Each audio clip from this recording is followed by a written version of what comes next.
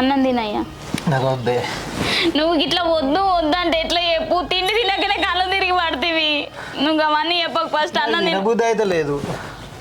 అయ్యో ఎందుకు ఇట్లా చేస్తున్నావు? ఇంత ఇసం పెట్టి చంపున్నాను. నీ బాధ తట్టుకోలేకపోతున్నా. తినయ్యా జరన్న మాటిను.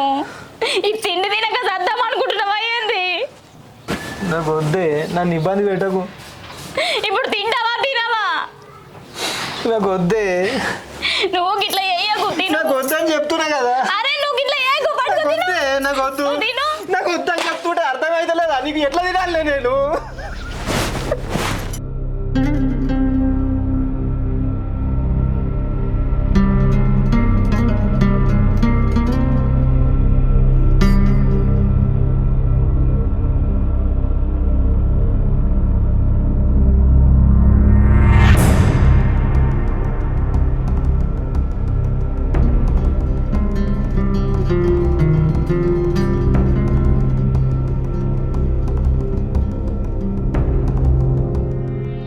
ఏం చెప్పమంటావన్నా? అన్నం తింటలేడు, ఏం తింటలేడు, బిడ్డ బిడ్డ అని ఊకే ఏడుస్తుండు. అన్నా నువ్వేమన్నా ఏగంజర నువ్వు రా అన్న. తిండి తినక పొద్దుగల కళ్ళు తిరిగి పడిపోయిండు.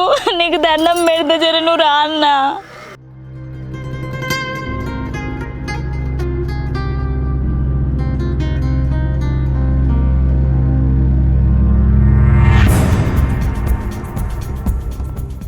అరే స్వామి, ఏంద్రా ఇది?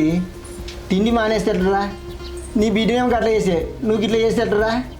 అరే లోకం మీద ఎంతోమంది అట్లా చేసిరా, నీ బిడ్డనే అట్లా చేసినాదిరా. అరే గుండె రాయి చేసుకొని ఉండాలిరా. తినరా, తినకపోతే ఎట్రా?